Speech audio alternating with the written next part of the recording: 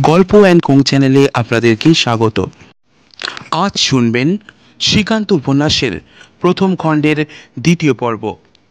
যারা এখনও প্রথম খণ্ডের প্রথম পর্ব শোনেননি তারা অবশ্যই শুনে ফেলুন এবং অবশ্যই আমাদের চ্যানেলটিকে সাবস্ক্রাইব করে পাশে থাকুন।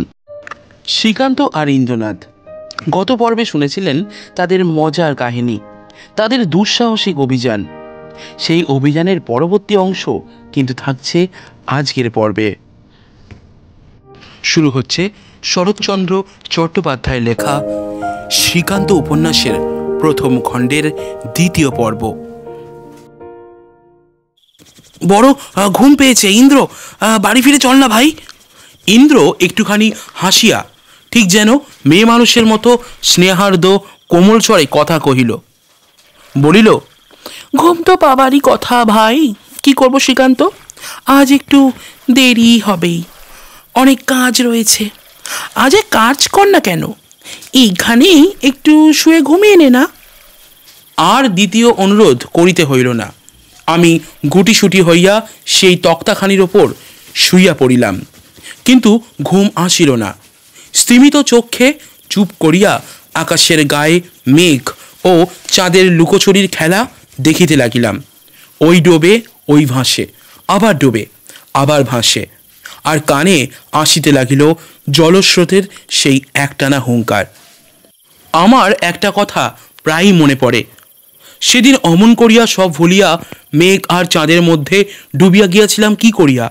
সে তো আমার তন্ময় হইয়া চাঁদ দেখিবার বয়স নয়, কিন্তু ওই যে বুড়োরা পৃথিবীর অনেক ব্যাপার দেখিয়া শুনিয়া বলে যে ওই বাহিরের চাঁদটাও কিছু না, মেঘটাও কিছু না, সব ফাঁকি, সব ফাঁকি। আসল যা কিছু তা এই নিজের মনটা। সে যখন যাকে যা দেখায় বিবর হইয়া সে তখন তাই শুধু দেখে। আমারও সেই দৃশ্য। এত রকমের ভয়ঙ্কর ঘটনার ভেতর দিয়া এমন নিরাপদে বাহির হইয়া আসিতে পারিয়া আমার নির্জীব মনটা তখন বোধ করি এমনি কিছু একটা শান্ত ছবির অন্তরেই বিশ্রাম করিতে চাহিয়াছিল। ইতিমধ্যে যে ঘণ্টা দুই কাটিয়া গেছে তাহা টেরও পাই নাই। হঠাৎ মনে হইল আমার চাঁদ যেন মেঘের মধ্যে একটা লম্বা ডুব সাঁতার দিয়া একেবারে ডান দিক হইতে বাঁ দিকে গিয়া মুখ বাহির করিলেন। ঘাটটা একটু তুলিয়া দেখিলাম, নৌকা এবার ওপারে পাড়ি দিবার আয়োজন করিয়াছে। প্রশ্ন করিবার বা একটা কথা কহিবার উদ্যম তখন বোধ করিয়ার আমার মধ্যে ছিল না। তাই তখনই আবার তেমন করিয়াই শুইয়া পড়িলাম। আবার সেই দু চক্ষু ভরিয়া চাঁদের খেলা এবং দোকান ভরিয়া স্রোতের তর্জন। বোধ করি আরও ঘণ্টাখানেক কাটিল। খস খস বালুর চরে নৌকা বাঁধিয়াছে। ব্যস্ত হইয়া উঠিয়া বসিলাম। এই যে এপারে আসিয়া পৌঁছিয়াছি, কিন্তু এ কোন জায়গা? বাড়ি আমাদের কত দূরে? বালুকার রাশি ভিন্ন আর কিছুই তো কোথাও দেখি না। প্রশ্ন করিবার পূর্বেই হঠাৎ নিকটেই কোথায় যেন কুকুরের কলহ শুনিতে পাইয়া আরও সোজা হইয়া বসিলাম। কাছেই লোকালয় আছে নিশ্চয়ই। ইন্দ্র কহিল, এই একটু বস শ্রীকান্ত, আমি এক্ষুনি ফিরে আসবো, তোর কিছু ভয় নেই, এই পাড়ের ওধারেই জেলেদের বাড়ি। সাহসের এতগুলো পরীক্ষায় পাশ করিয়া শেষে এইখানে আসিয়া ফেল করিবার আমার ইচ্ছা ছিল না। বিশেষত মানুষের এই কিশোর বয়সটার মতো এমন মহাবিস্ময়কর বস্তু বোধ করি সংসারে আর নাই।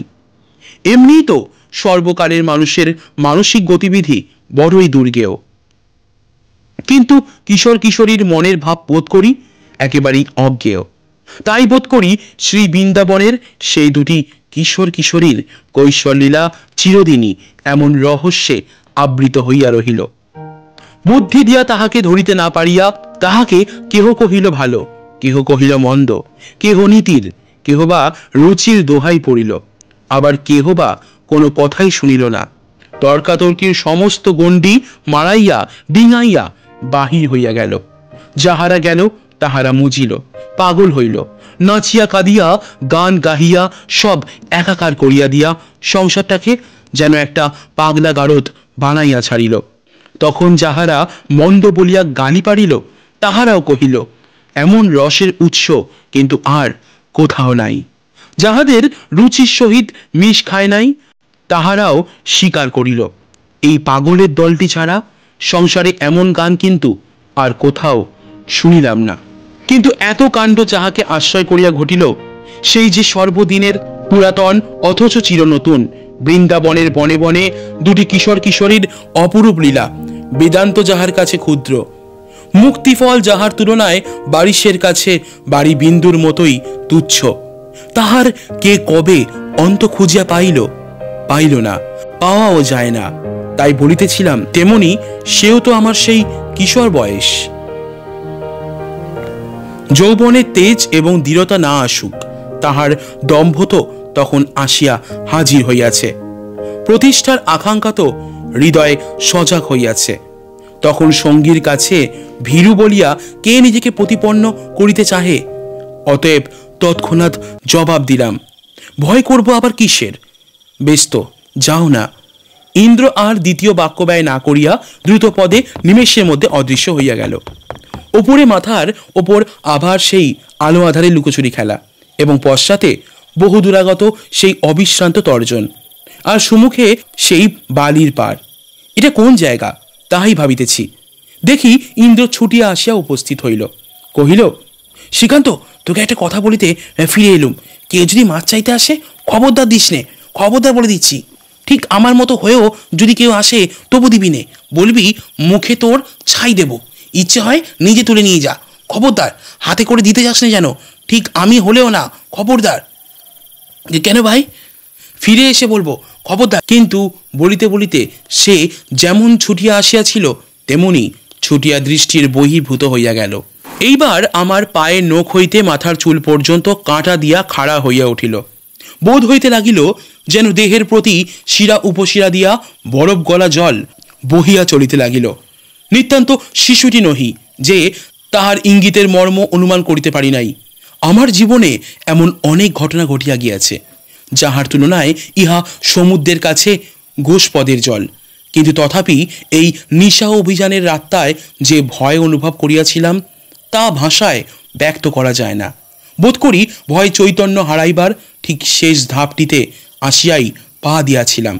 প্রতি মুহূর্তেই মনে হইতেছিল পাড়ের ওদিক হইতে কে যেন উঁকি মারিয়া দেখিতেছে। যেমনি আর চোখে চাই, অমনি সেও যেন মাথা নিচু করে। সময় আর কাটে না। ইন্দ্র যেন কত যুগ হইল চলিয়া গিয়াছে, আর ফিরিতেছে না। মনে হইল যেন মানুষের কণ্ঠস্বর শুনিলাম। পৈতেটা বৃদ্ধাঙ্গুষ্ঠে শতপাকে বেষ্টন করিয়া মুখ নিচু করিয়া উৎকণ্ঠ হইয়া রহিলাম। কণ্ঠস্বর ক্রমশ স্পষ্টতর হইলে বেশ বুঝিলাম 2-3 জন লোক কথাবার্তা বলিতে বলিতে এই দিকে আসিতেছে। একজন ইন্দ্র এবং আর অপর 2 জন হিন্দুস্থানি। কিন্তু সে যাহাই হোক, তাহাদের মুখের দিকে চাইবার আগে ভালো করিয়া দেখিয়া লইলাম চন্দ্রালোকে তাহাদের ছায়া পড়িয়াছে কিনা। কারণ এই অবিসংবাদী সত্যটা ছেলেবেলা হইতে জানিতাম যে ইহাদের ছায়া থাকে না। ওই যে ছায়া, অস্পষ্ট হোক তবুও ছায়া। জগতে আমার মতো সেদিন কোনো মানুষ কোনো বস্তু চোখে দেখিয়া কি এমন তৃপ্তি পাইয়াছে? পাক আর নাই পাক, ইহাকেই যে বলে দৃষ্টির চরম আনন্দ। একথা আজ আমি বাজি রাখিয়া বলিতে পারি।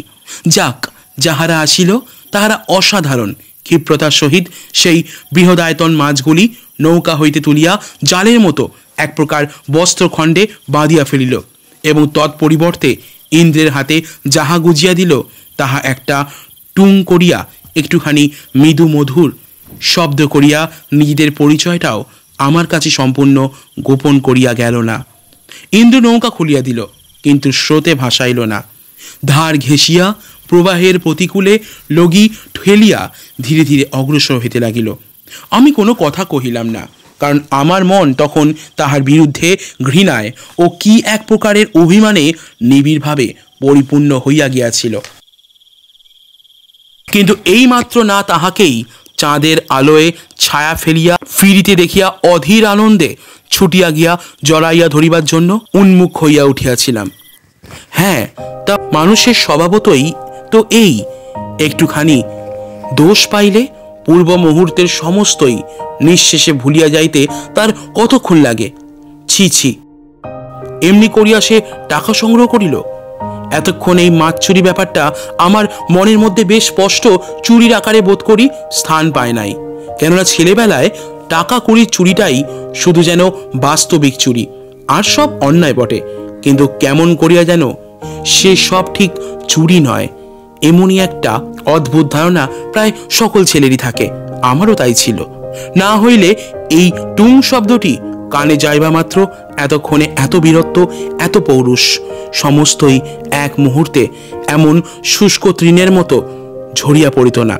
সে যদি মাছগুলো গঙ্গা জলে ফেলিয়া দিত, কিংবা আর যাহাই করুক, শুধু টাকা কড়ির সহিত ইহার সংসব না ঘটাইত, তা হইলে আমাদের এই মৎস্য সংগ্রহের অভিযানটিকে কেহ চুরি বলিলে ক্রোধে বোধ করি তাহার মাথাটাই ফাটাইয়া দিতাম, এবং সে তাহার ন্যায্য প্রাপ্য পাইয়াছে বলিয়া মনে করিতাম। কিন্তু ছি ছি, এ কি, এ কাজ তো জেলখানার কয়েদিরা করে। ইন্দ্র কথা কহিল। জিজ্ঞাসা করিল, তুই একটুও ভয় পাসনি না রে শ্রীকান্ত? আমি সংক্ষেপে জবাব দিলাম, না।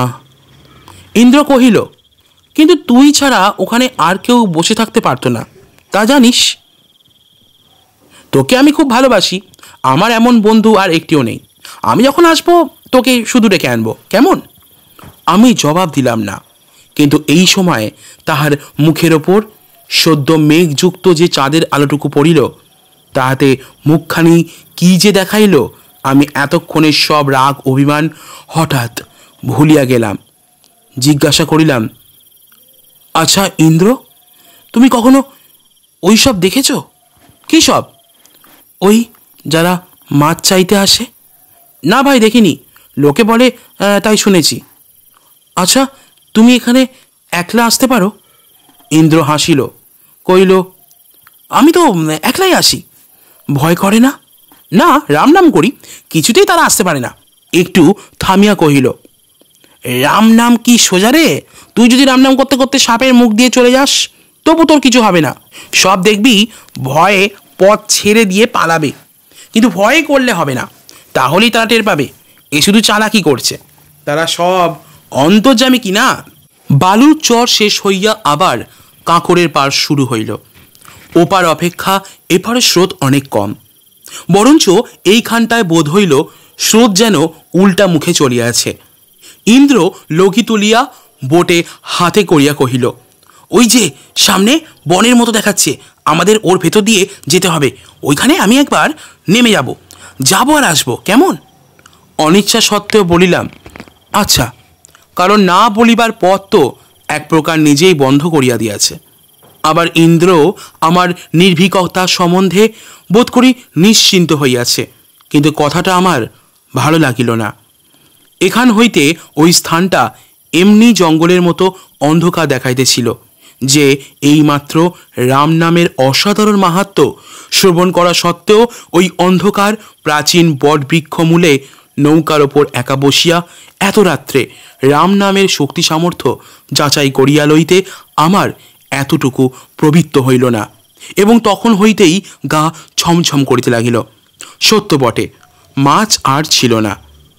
সুতরাং মৎস্যপ্রার্থীদের শুভাগমন না হইতে পারে, কিন্তু সকলের লোভ যে মাছেরই ওপর, তাই বা কে বলিল? মানুষের ঘাড় মটকাইয়া ঈশদুষ্ণ রক্তপান এবং মাংস চর্বণের ইতিহাসও তো শোনা গিয়াছে। অনুকূল স্রোত এবং বোটের তাড়নায় ডিঙিখানা তত্তর করিয়া অগ্রসর হইয়া আসিতে লাগিল। আরও কিছু দূর আসিতেই দক্ষিণ দিকের আগ্রীব মগ্ন বনঝাউ এবং কষার বন মাথা তুলিয়া এই দুই অসম সাহসী মানব শিশুর পানে বিস্ময়ে স্তব্ধভাবে চাহিয়া রহিল, এবং কেহ বা মাঝে মাঝে শিরশ্চালনে কি যেন নিষেধ জানাইতে লাগিল। বাম দিকেও তাহাদের আত্মীয় পরিজনেরা সুউচ্চ কাঁকড়ের পাড় সমাচ্ছন্ন করিয়া তেমনি করিয়াই চাহিয়া রহিল, এবং তেমনি করিয়া মান্য করিতে লাগিল। আমি একা হইলে নিশ্চয়ই তাহাদের সংকেত অমান্য করিতাম না, কিন্তু কর্ণধার যিনি, তাহার কাছে বোধ করি রাম নামের জোরেই ইহাদের সমস্ত আবেদন নিবেদন একেবারেই ব্যর্থ হইয়া গেল। সে কোনো দিকে ভূক্ষেপই করিল না। দক্ষিণ দিকের চরের বিস্তৃতিবশত এই জায়গাটা একটি ছোটোখাটো হ্রদের মতো হইয়াছিল। শুধু উত্তর দিকের মুখ খোলা ছিল। জিজ্ঞাসা করিলাম, আজ ডিঙি বেঁধে ওপরে উঠবার তো ঘাট নেই, তুমি যাবে কি করে? ইন্দ্র কহিল, ওই যে বটগাছ, ওর পাশেতেই একটা সরু ঘাট আছে। কিছুক্ষণ হইতে কেমন একটা দুর্গন্ধ মাঝে মাঝে হাওয়ার সঙ্গে নাকে আসিয়া লাগিতেছিল। যত অগ্রসর হইতেছিলাম ততই সেটা বাড়িতেছিল। এখন হঠাৎ একটা দমকা বাতাসের সঙ্গে সেই দুর্গন্ধটা এমন বিকট হইয়া নাকে লাগিল যে অসহ্য বোধ হইল। নাকে কাপড় চাপা দিয়া বলিলাম, নিশ্চয়ই কি পচেছে ইন্দ্র। ইন্দ্র বলিল, মরা। আজকাল ভয়ানক কলেরা হচ্ছে কিনা, সবাই তো পোড়াতে পারে না, মুখে একটুখানি আগুন ছুঁয়েই ফেলে দিয়ে যায়। শিয়াল কুকুর খায় আর পচে, তারই অত গন্ধ। কোনখানে ফেলে দিয়ে যায় ভাই? ওই হোতা থেকে হেতা পর্যন্ত সবটাই শ্মশান কিনা, যেখানে হোক ফেলে রাখে। ওই বটতলার ঘাটে চান করে বাড়ি চলে আয়। আরে দূর, ভয় কি রে, ও শিয়ালি শিয়ালে লড়াই করছে। আচ্ছা আয় আয়, আমার কাছে এসে বস। আমার গলা দিয়া স্বর ফুটিল না। কোনো মতে হামাগুড়ি দিয়া তাহার কোলের কাছে গিয়া বসিয়া পড়িলাম। সে ক্ষণকালের জন্য আমাকে একবার স্পর্শ করিয়া হাসিয়া কহিল, ভয় কি শ্রীকান্ত, কত রাত্রে একা একা আমি এই পথে যাই আসি, 3 বার রাম নাম করলে কার সাধ্য কাছে আসে।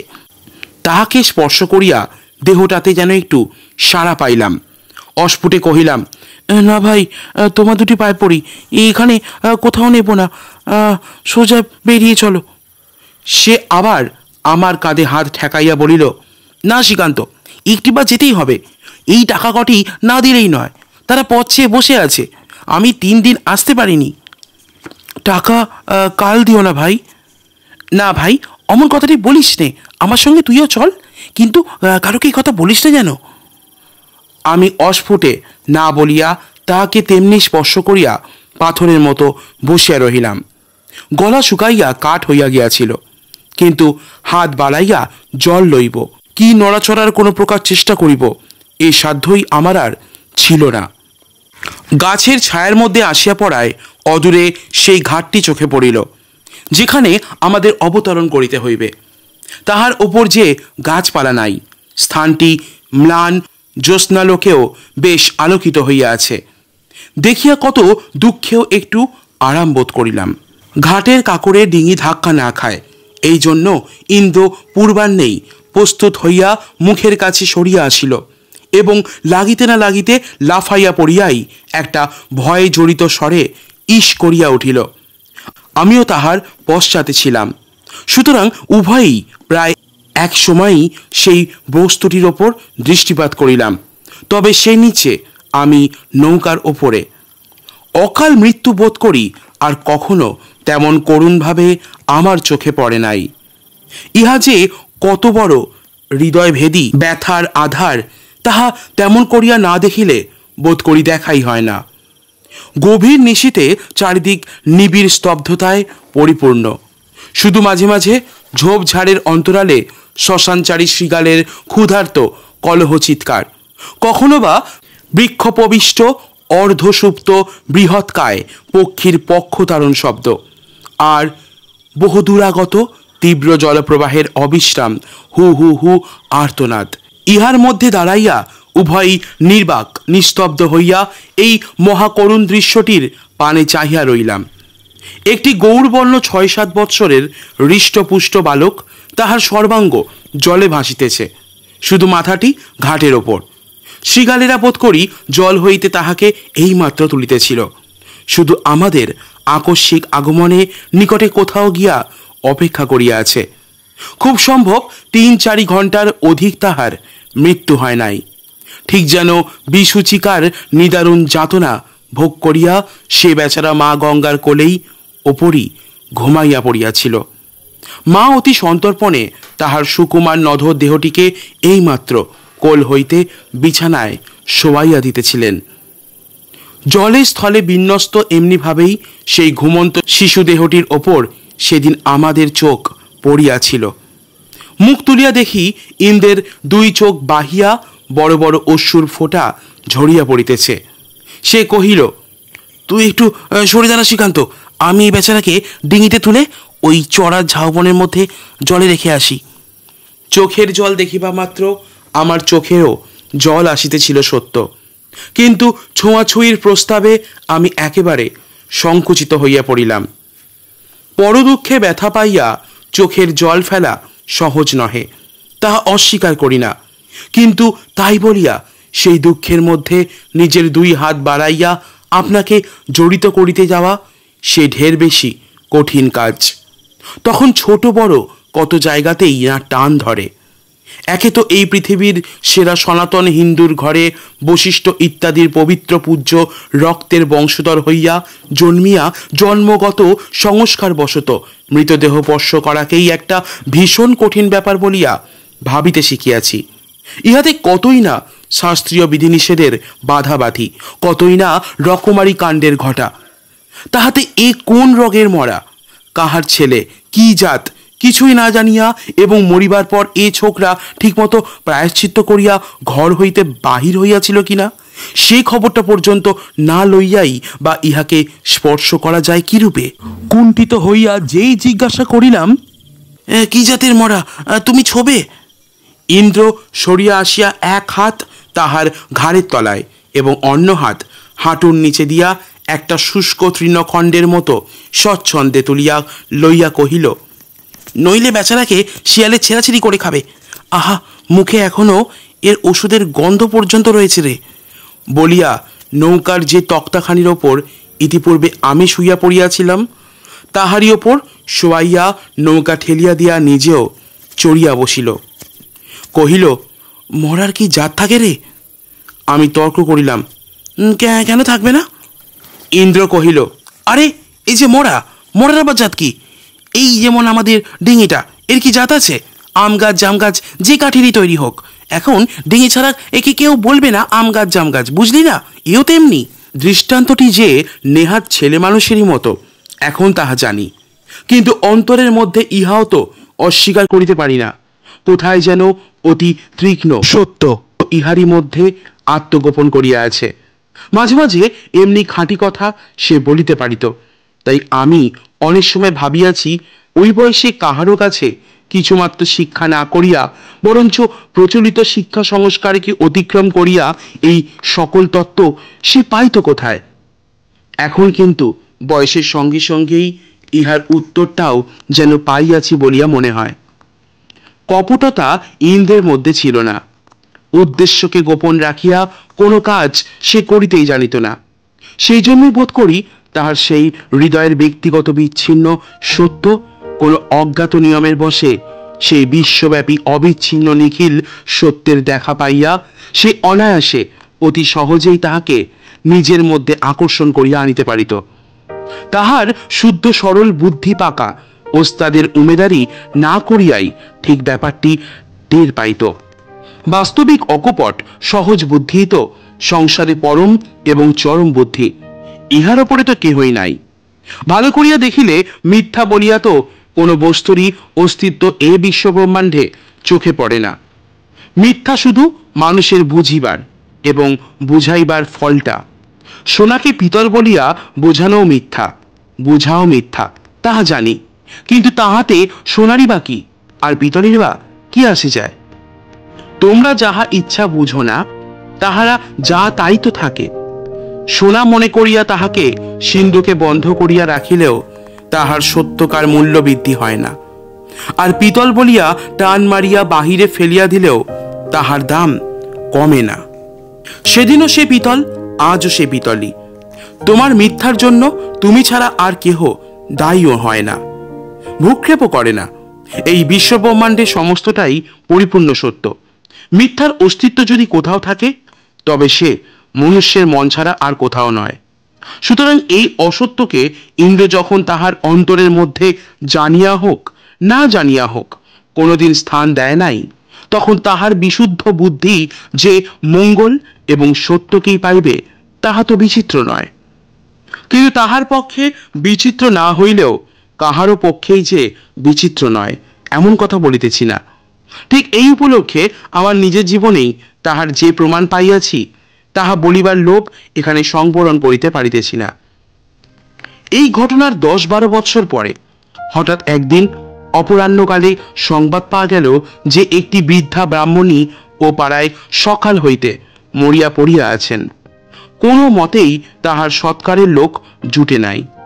না জুটিবার হেতু এই যে তিনি কাশী হইতে ফিরিবার পথে রোগগ্রস্ত হইয়া এই শহরেই রেলগাড়ি হইতে নামিয়া পড়েন এবং সামান্য পরিচয় সূত্রে যাহার বাটিতে আসিয়া আশ্রয় গ্রহণ করিয়া 1-2 রাত্রি বাস করিয়া আজ সকালে প্রাণত্যাগ করিয়াছেন, তিনি বিলাত ফেরত এবং সে সময়ে এক ঘরে। ইহাই বৃদ্ধার অপরাধ যে তাহাকে নিতান্ত নিরুপায় অবস্থায় এই এক ঘরের বাটিতে মরিতে হইয়াছে। যাহা হোক, সৎকার করিয়া পরদিন সকালে ফিরিয়া আসিয়া দেখা গেল প্রত্যেকেরই বাটির কবাট বন্ধ হইয়া গিয়াছে। শুনিতে পাওয়া গেল গত রাত্রি 11টা পর্যন্ত হ্যারিকেন লণ্ঠন হাতে সমাজপতিরা বাড়ি বাড়ি ঘুরিয়া বেড়াইছেন এবং স্থির করিয়া দিয়াছেন যে এই অত্যন্ত স্বাস্থ্য বিরুদ্ধ অপকর্ম দাহ করবার জন্য এই কুলাঙ্গার দিগকে কেশচ্ছেদ করিতে হইবে, ঘাট মানিতে হইবে এবং এমন একটা বস্তু সর্বসমক্ষে ভোজন করিতে হইবে যাহা সুপবিত্র হইলেও খাদ্য নয়। তারা স্পষ্ট করিয়া প্রতি বাড়িতেই বলিয়া দিয়াছেন যে ইহাতে তাহাদের কোনোই হাত নাই, কারণ জীবিত থাকিতে তাহারা অশাস্ত্রীয় কাজ সমাজের মধ্যে কিছুতেই ঘটিতে দিতে পারিবেন না। আমরা অনন্য পায়ে হইয়া ডাক্তারবাবু শরণাপন্ন হইলাম। তিনি তখন শহরের সর্বশ্রেষ্ঠ চিকিৎসক এবং বিনা দক্ষিণায় বাঙালির বাটিতে চিকিৎসা করিতেন। আমাদের কাহিনী শুনিয়া ডাক্তারবাবু ক্রোধে জ্বলিয়া উঠিয়া প্রকাশ করিলেন, যাহারা এইরূপ নির্যাতন করিতেছেন তাহাদের বাটির কেহ চোখের সম্মুখে বিনা চিকিৎসা মরিয়া গেলেও তিনি সেদিকে আর চাইয়া দেখিবেন না। কে এই কথা তাহাদের গোচর করিল জানি না। দিবা অবসর না হইতেই শুনিলাম কেশচ্ছেদের আবশ্যকতা নাই, শুধু ঘাট মানিয়া সেই সুপবিত্র পদার্থটা ভক্ষণ করিলেই হইবে। আমরা স্বীকার না করায় পরদিন প্রাতঃকালে শুনিলাম ঘাট মানিলেই হইবে। ওটা নয় নাই খাইলাম। ইহাও অস্বীকার করায় শোনা গেল আমাদের এই প্রথম অপরাধ বলিয়া তাহারা এমনি মার্জনা করিয়াছেন, প্রায়শ্চিত্ত করিবার আবশ্যকতা নাই। কিন্তু ডাক্তারবাবু কহিলেন, প্রায়শ্চিত্তের আবশ্যকতা নাই বটে, কিন্তু তাহারা যে এই 2টা দিন ইহাদিগকে ক্লেশ দিয়াছেন, সেই জন্য যদি প্রত্যেকে আসিয়া ক্ষমা প্রার্থনা করিয়া না যান, তা হইলে তাহার যে কথা সেই কাজ, অর্থাৎ তিনি কাহারও বাটিতে যাইবেন না। তারপর সেই সন্ধ্যাবেলাতেই ডাক্তারবাবুর বাটিতে একে একে বৃদ্ধ সমাজপতিদিগের শুভাগমন হইয়াছিল। আশীর্বাদ করিয়া তাহারা কি কি বলিয়াছিলেন তাহা অবশ্য শুনিতে পাই নাই, কিন্তু পরদিন ডাক্তারবাবুর আর ক্রোধ ছিল না। আমাদিগকে তো প্রায়শ্চিত্ত করিতে হয়ই নাই। যাক, কি কথায় কি কথা আসিয়া পড়িল। কিন্তু সে যাই হোক, আমি নিশ্চয়ই জানি, যাহারা জানেন তাহারা এই নামধামহীন বিবরণটির মধ্যে সমস্ত সত্যটি উপলব্ধি করিবেন। আমার বলিবার মূল বিষয়টি এই যে ইন্দ্র এই বয়সে নিজের অন্তরের মধ্যে যে সত্যটি সাক্ষাৎ পাইয়াছিল, অত বড় বড় সমাজপতিরা অতটা প্রাচীন বয়স পর্যন্ত তাহার কোনো তত্ত্বই পান নাই, এবং ডাক্তারবাবু সেদিন অমন করিয়া তাহাদের শাস্ত্র জ্ঞানের চিকিৎসা না করিয়া দিলে কোনোদিন এ ব্যাধি তাহাদের আরোগ্য হইত কিনা তাহা জগদীশ্বরই জানেন। চড়ার ওপর আসিয়া অর্ধমগ্ন বনঝাউয়ের অন্ধকারের মধ্যে জলের ওপর সে অপরিচিত শিশুদেহটিকে ইন্দ্র যখন অপূর্ব মমতার সহিত রাখিয়া দিল, তখন রাত্রি আর বড় বাকি নাই। কিছুক্ষণ ধরিয়া সে সেই শবের পানে মাথা ঝুঁকাইয়া থাকিয়া অবশেষে যখন মুখ তুলিয়া চাহিল, তখন অস্ফুট চন্দ্রালোকে তাহার মুখের যতটুকু দেখা গেল, তাহাতে অত্যন্ত ম্লান এবং উৎকণ্ঠ হইয়া অপেক্ষা করিয়া থাকিলে যেরূপ দেখায়, তাহার শুষ্ক মুখে ঠিক সেই ভাব প্রকাশ পাইল। আমি বলিলাম, ইন্দ্র, এইবার চলো। ইন্দ্র অন্যমনস্কভাবে কহিল, কোথায়? এই যে বললে, কোথায় যাবে? থাক, আজ আর না। আমি খুশি হইয়া কহিলাম, বেশ, তাই ভালো ভাই, চলো বাড়ি যাই। প্রত্যুত্তরে ইন্দ্র আমার মুখের পানে চাইয়া প্রশ্ন করিল, হ্যাঁ রে শ্রীকান্ত, মরলে মানুষ কি হয় তুই জানিস? আমি তাড়াতাড়ি বলিলাম, না ভাই, জানি নে, তুমি বাড়ি চলো, তারা সব স্বর্গে যায় ভাই, তোমার পায়ে পড়ি, তুমি আমাকে বাড়ি রেখে এসো। ইন্দ্র যেন কর্ণপাতই করিল না, কহিল, সবাই তো স্বর্গে যেতে পায় না, তাছাড়া খানিকক্ষণ সবাইকে এখানেই থাকতে হয়। দেখ, আমি যখন ওকে জলের ওপর শুয়ে দিচ্ছিলাম তখন সে চুপি চুপি স্পষ্ট বললে, ভেইয়া। আমি কম্পিত কণ্ঠে কাঁদো কাঁদো হইয়া বলিয়া উঠিলাম, কেন ভয় দেখাচ্ছ ভাই, আমি অজ্ঞান হয়ে যাব। ইন্দ্র কথা কহিল না, অভয় দিল না। ধীরে ধীরে বোটে হাতে করিয়া নৌকা ঝাউবন হইতে বাহির করিয়া ফেলিল এবং সোজা বাহিতে লাগিল। মিনিট দুই নিঃশব্দে থাকিয়া গম্ভীর মৃদুস্বরে কহিল, শ্রীকান্ত, মনে মনে রাম নাম কর, সে নৌকা ছেড়ে যায়নি, আমার পেছনেই বসে আছে। তারপর সেইখানেই মুখ গুজিয়া উপুর হইয়া পড়িয়াছিলাম, আর আমার মনে নাই। যখন চোখ চাহিলাম তখন অন্ধকার নাই, নৌকা কিনারায় লাগানো। ইন্দ্র আমার পায়ের কাছে বসিয়াছিল, কহিল, এইটুকু হেঁটে যেতে হবে শ্রীকান্ত, উঠে বস। পা আর চলে না, এমনি করিয়া গঙ্গার ধারে ধারে চলিয়া সকালবেলা রক্তচক্ষু ও একান্ত শুষ্ক ম্লান মুখে বাটি ফিরিয়া আসিলাম। একটা সমারোহ পড়িয়া গেল। এই যে এই যে করিয়া সবাই সমস্বরে এমনই অভ্যর্থনা করিয়া উঠিল যে আমার হৃৎপিণ্ড থামিয়া যাইবার উপক্রম হইল।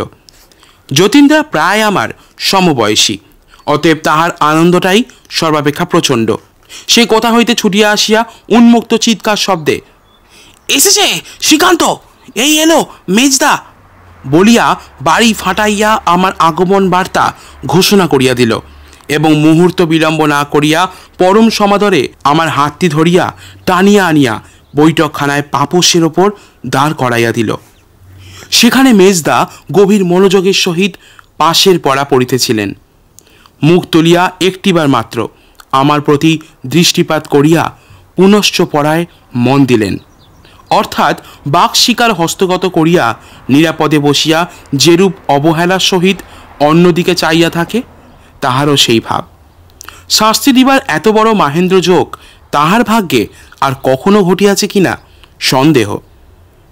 মিনিট খানেক চুপচাপ, সারা রাত্রি বাহিরে কাটাইয়া গেলে কর্ণযুগল ও উভয় গণ্ডের ওপর যে সকল ঘটনা ঘটিবে তাহা আমি জানিতাম, কিন্তু আর যে দাঁড়াইতে পারি না, অথচ কর্মকর্তারও ফুরসত নাই, তাহারও যে আবার পাশের পড়া। আমাদের এই মেজদাটিকে আপনারা বোধ করি এত শীঘ্র বিস্মিত হন নাই।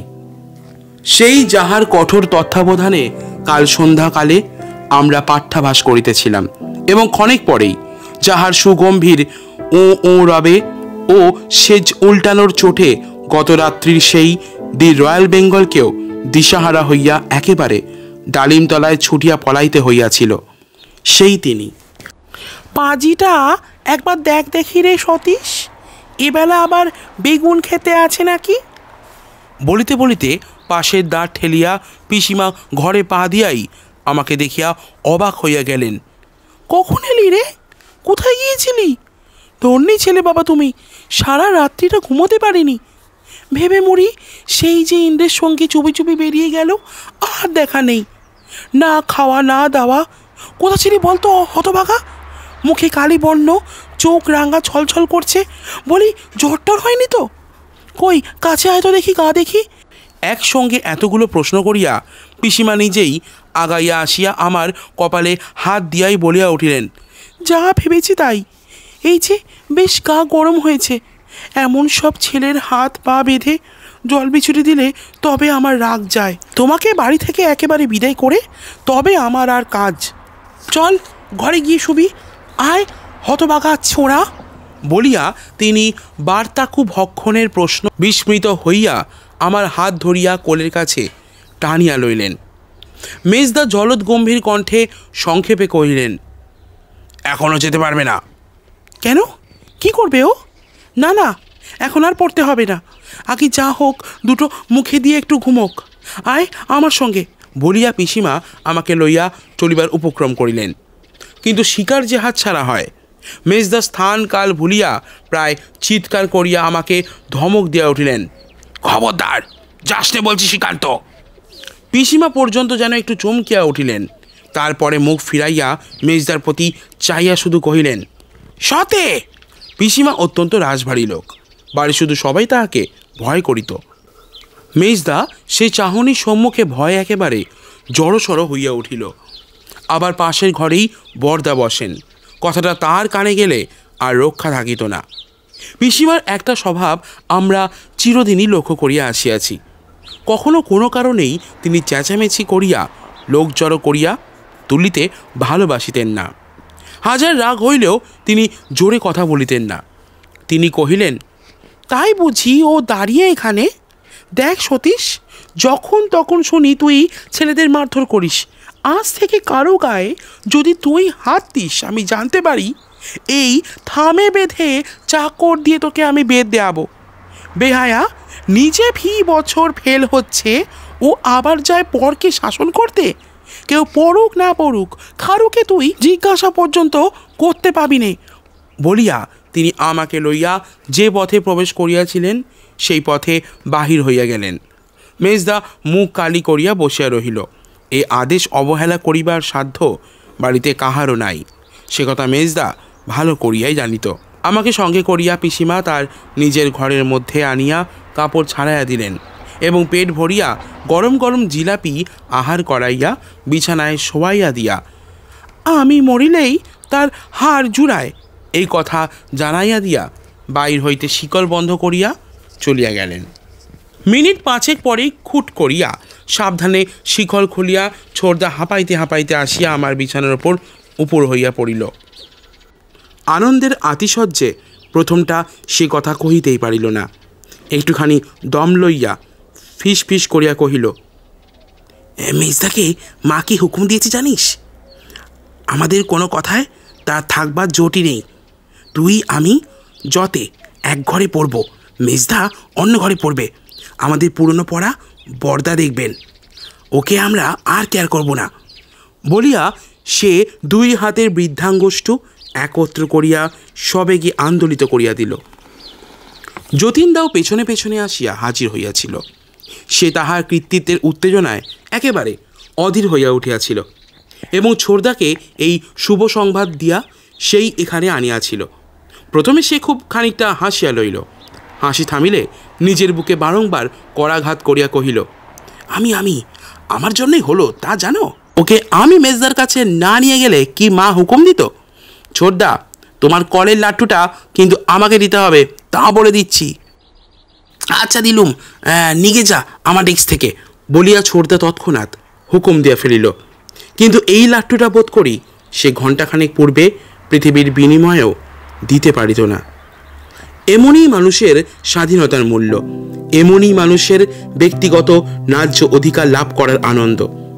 আজ আমার কেবলই মনে হইতেছে শিশুদের কাছেও তাহার দুর্মূল্যতা এক বিন্দু কম নয়। মেজদা তাহার অগ্রজের অধিকারে স্বেচ্ছাচারে ছোটদের যে সমস্ত অধিকার গ্রাস করিয়া বসিয়াছিল তাহাকেই ফিরিয়া পাইবার সৌভাগ্যে ছোড়দা তাহার প্রাণতুল্য প্রিয় বস্তুটিকেও অসংকোচে হাতছাড়া করিয়া ফেলিল। বস্তুত মেজদার অত্যাচারের আর সীমা ছিল না। রবিবারে দুপুর রৌদ্রে 1 মাইল পথ হাঁটিয়া গিয়া তাহার তাস খেলার বন্ধু ডাকিয়া আনিতে হইত। গ্রীষ্মের ছুটির দিনে তাহা দিবানিদ্রার সমস্ত সময়টা পাখার বাতাস করিতে হইত। শীতের রাত্রে তিনি লেপের মধ্যে হাত পা ঢুকাইয়া কচ্ছপের মতো বসিয়া বই পড়িতেন, আর আমাদিগকে কাছে বসিয়া তাহার বহির পাতা উল্টাইয়া দিতে হইত। এমনই সমস্ত অত্যাচার, অথচ না বলিবার জো নাই, কাহারও কাছে অভিযোগ করিবার সাধ্য পর্যন্ত নাই। ঘুণাক্ষরে জানিতে পারিলেও তৎক্ষণাৎ হুকুম করিয়া বসিতেন, কেশব তোমার জিওগ্রাফি আনো, পুরনো পড়া দেখি। যতীন যাও, একটা ভালো দেখে ঝাউয়ের ঝড়ি ভেঙে আনো। অর্থাৎ প্রহার অনিবার্য। অতএব আনন্দের মাত্রাও যে ইহাদের বাড়াবাড়িতে গিয়া পড়িবে, ইহাও আশ্চর্যের বিষয় নয়। কিন্তু সে যতই হোক, আপাতত তাহাকে স্থগিত রাখা আবশ্যক, কারণ স্কুলের সময় হইতেছে।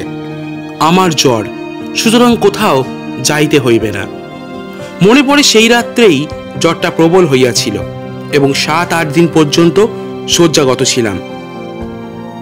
তার কতদিন পরে স্কুলে গিয়াছিলাম এবং আরও যে কতদিন পরে ইন্দ্রের সহিত আবার দেখা হইয়াছিল তাহা মনে নাই, কিন্তু সেটা যে অনেক দিন পরে এ কথা মনে আছে। সেদিন শনিবার, স্কুল হইতে সকাল সকাল ফিরিয়াছি। গঙ্গার তখন জল মরিতে শুরু করিয়াছে। তাহারই সংলগ্ন একটা নালার ধারে বসিয়া ছিপ দিয়া ট্যাংরা মাছ ধরিতে বসিয়া গিয়াছি। অনেকেই ধরিতেছে। হঠাৎ চোখে পড়িল কে একজন অদূরে একটা সরঝাড়ের আড়ালে বসিয়া টপাটপ মাছ ধরিতেছে। লোকটিকে ভালো দেখা যায় না, কিন্তু তাহার মাছ ধরা দেখা যায়।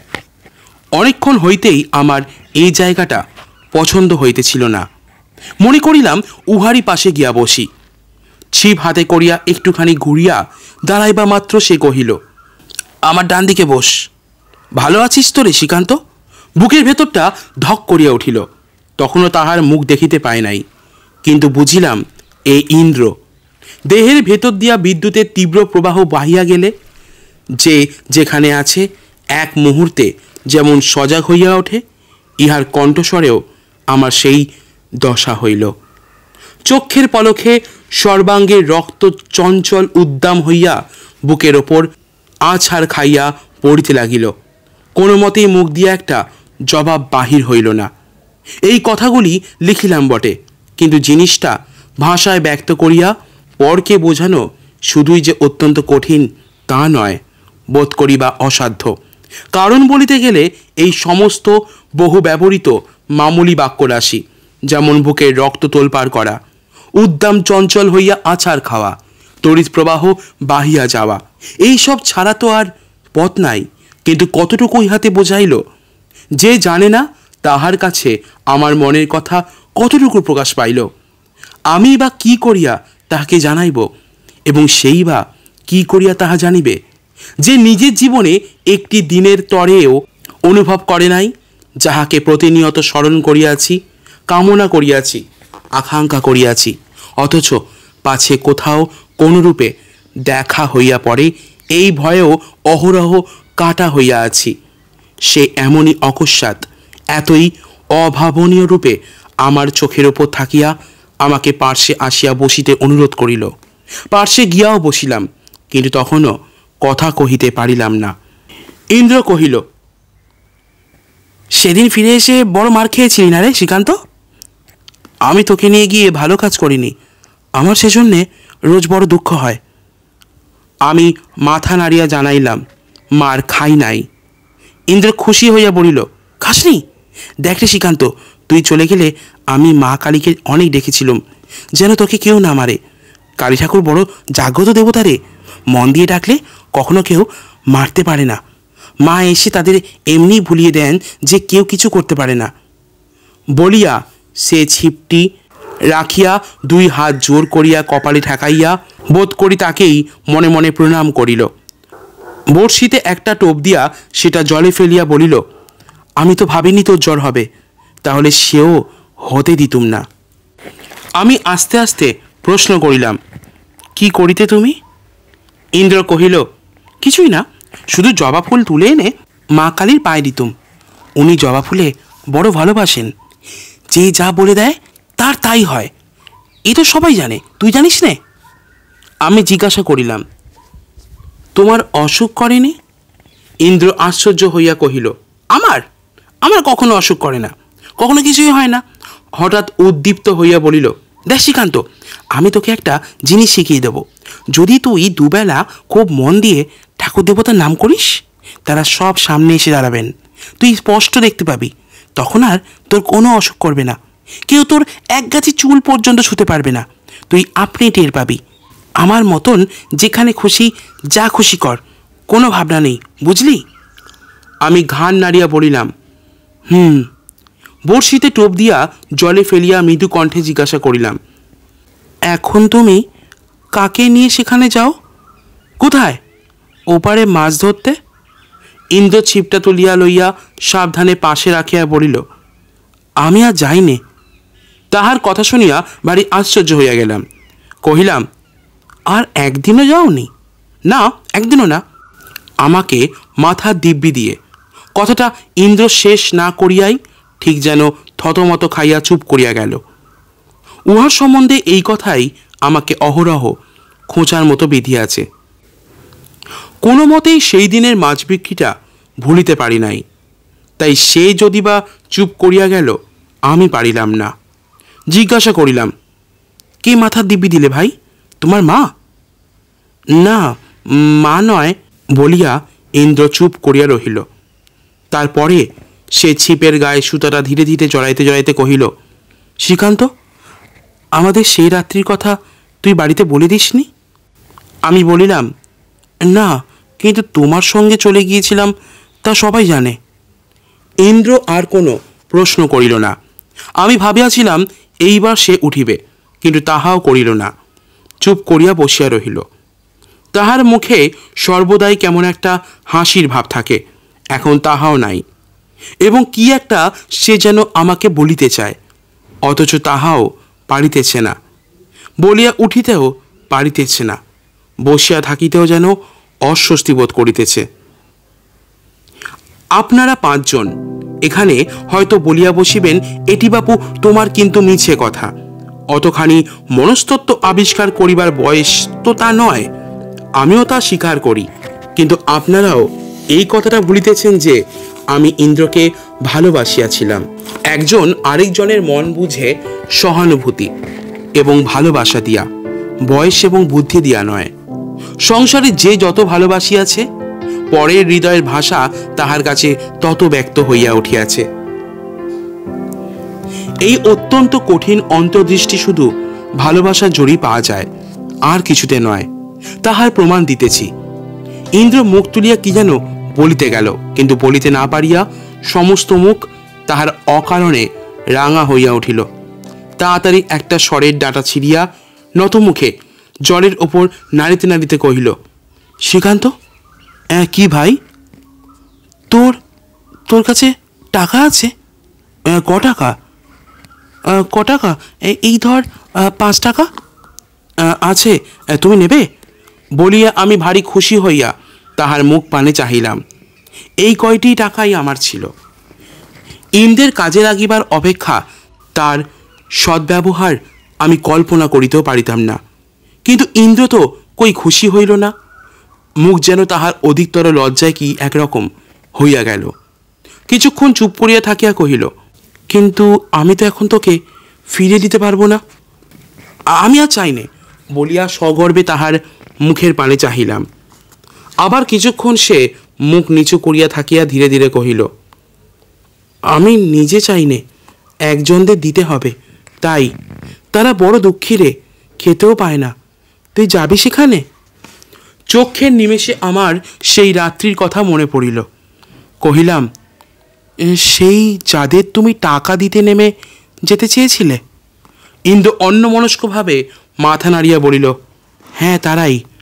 টাকা আমি নিজে তো কত দিতে পারি, কিন্তু দিদি যে কিছুটাই নিতে চায় না। তোকে একটিবার যেতে হবে শ্রীকান্ত, নইলে এই টাকাও নেবে না। মনে করবে আমি মায়ের বাক্স থেকে চুরি করে এনেছি। যাবি শ্রীকান্ত? তারা বুঝি তোমার দিদি হয়? ইন্দ্র একটু হাসিয়া কহিল, না, দিদি হয় না, দিদি বলি। যাবি তো? আমাকে চুপ করিয়া থাকিতে দেখিয়া তখনই কহিল, দিনের বেলা গেলে সেখানে কোনো ভয় নেই। কাল রবিবার, তুই খেয়ে দিয়ে এইখানে দাঁড়িয়ে থাকিস, আমি নিয়ে যাব, আবার তখনই ফিরিয়ে আনবো। যাবি তো ভাই? বলিয়া যেমন করিয়া সে আমার হাতটি ধরিয়া মুখের পানে চাইয়া রহিল, তাহাতে আমার না বলিবার সাধ্য রহিল না। আমি দ্বিতীয়বার তাহার নৌকায় উঠিবার কথা দিয়া বাড়ি ফিরিয়া আসিলাম। কথা দিলাম সত্য, কিন্তু সে যে কত বড় দুঃসাহসের কথা সে তো আমার চেয়ে কেউ বেশি জানে না। সমস্ত বিকালবেলাটা মন ভারী হইয়া রহিল এবং রাত্রে ঘুমের ঘোরে প্রগাঢ় অশান্তির ভাব সর্বাঙ্গে বিচরণ করিয়া ফিরিতে লাগিল। ভোরবেলা উঠিয়া সর্বাঙ্গে ইহাই মনে পড়িল, আজ যেখানে যাইব বলিয়া প্রতিশ্রুত হইয়াছি, সেখানে যাইলে কোনো মতেই আমার ভালো হইবে না। কোন সূত্রে কেহ জানিতে পারিলে ফিরিয়া আসিয়া যে শাস্তি ভোগ করিতে হইবে।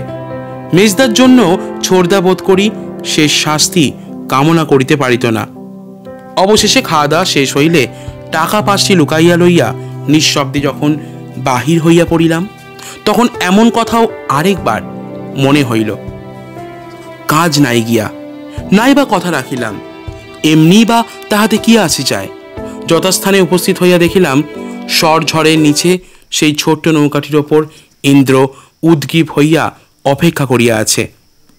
চোখাচোখি হইবা মাত্র সে এমনি করিয়া হাসিয়া আহ্বান করিল যে না যাওয়ার কথা মুখে আনিতেও পারিলাম না।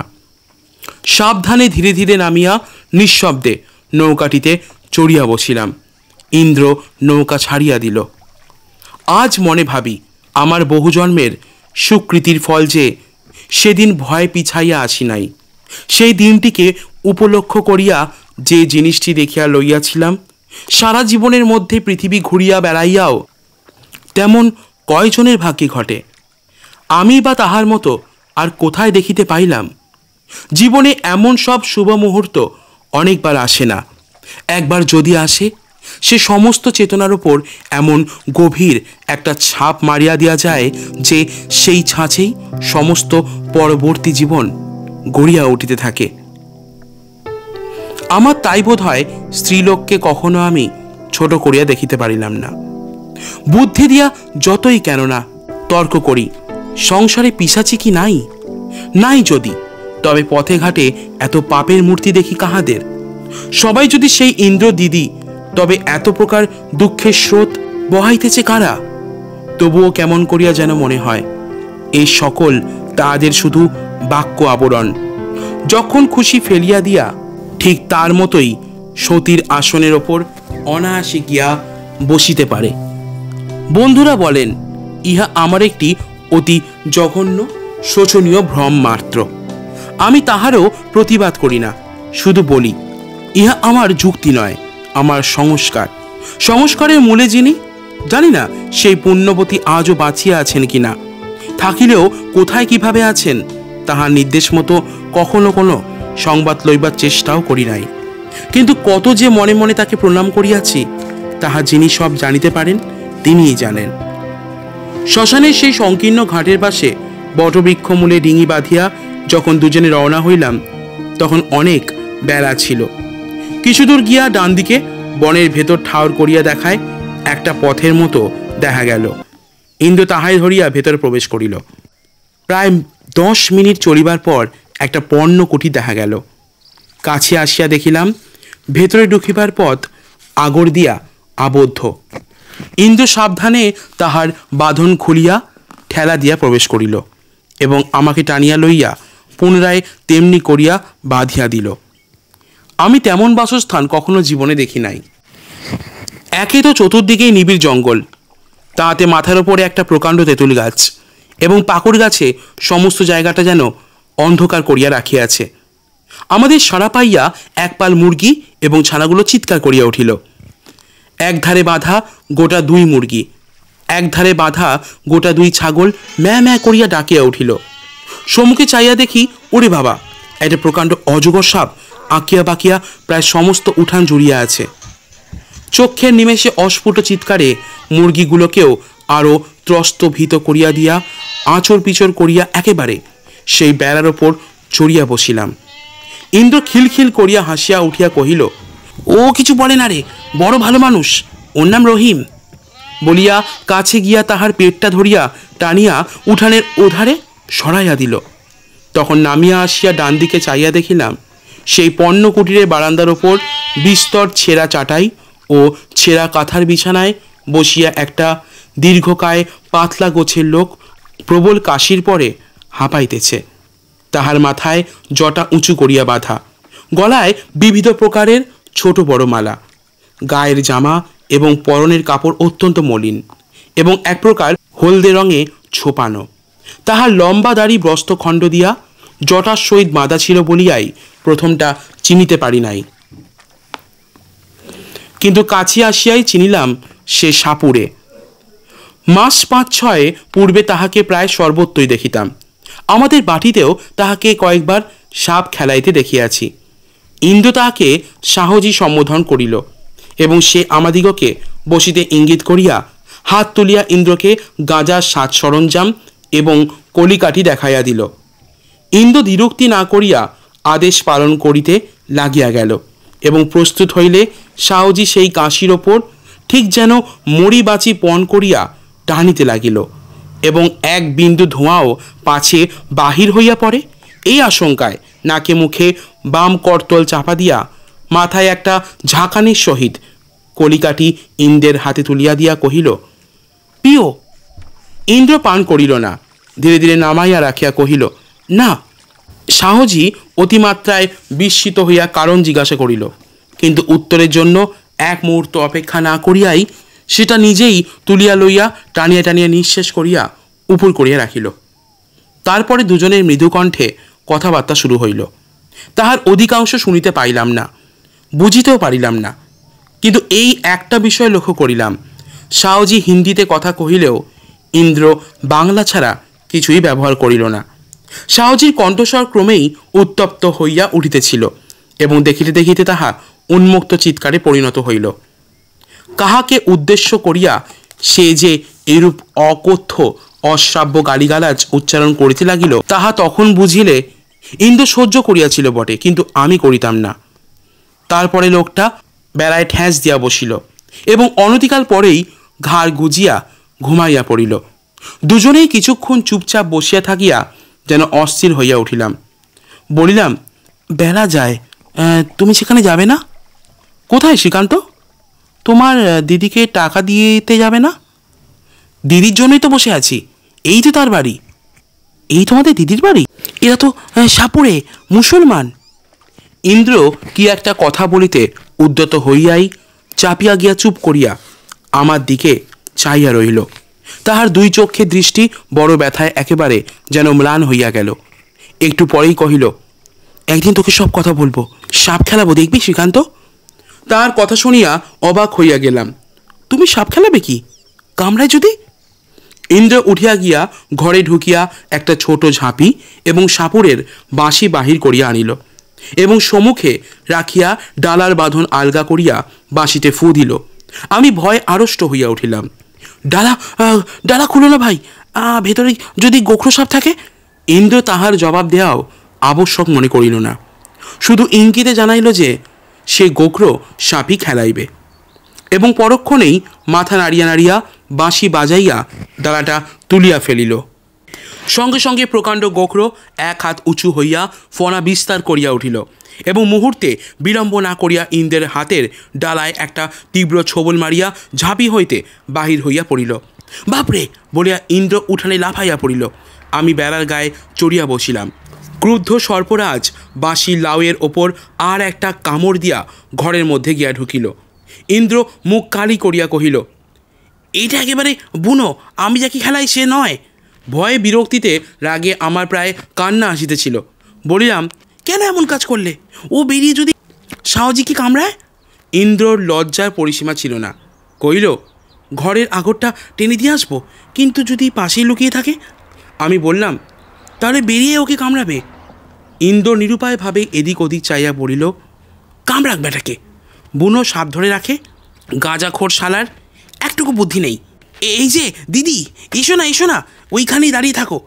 আমি ঘাড় ফিরাইয়া ইন্দ্র দিদিকে দেখিলাম, যেন ভস্মাচ্ছাদিত বন্যী, যেন যুগ যুগান্তর ব্যাপী কঠোর তপস্যা সাঙ্গ করিয়া তিনি এইমাত্র আসন হইতে উঠিয়া আসিলেন। বাঁকা কালে আঁটি বাঁধা কতকগুলি শুকনো কাঠ এবং ডান হাতে ফুলের সাজির মতো একখানা ডালার মধ্যে কতকগুলি শাকসবজি। পরনে হিন্দুস্তানি মুসলমানের মতো জামা কাপড়, গেরুয়া রঙে ছোপানো, কিন্তু ময়লায় মলিন নয়। হাতে দুগাছি গালার চুড়ি, সিথায় হিন্দু নারীর মতো সিঁদুরের আয়তি চিহ্ন। তিনি কাঠের বোঝাটা নামাইয়া রাখিয়া আগরটা খুলিতে খুলিতে বলিলেন, কি? ইন্দ্র মহাব্যস্ত হইয়া বলিল, খুলো না দিদি, তোমার পায়ে পড়ি, মস্ত একটা সাপ ঘরে ঢুকেছে।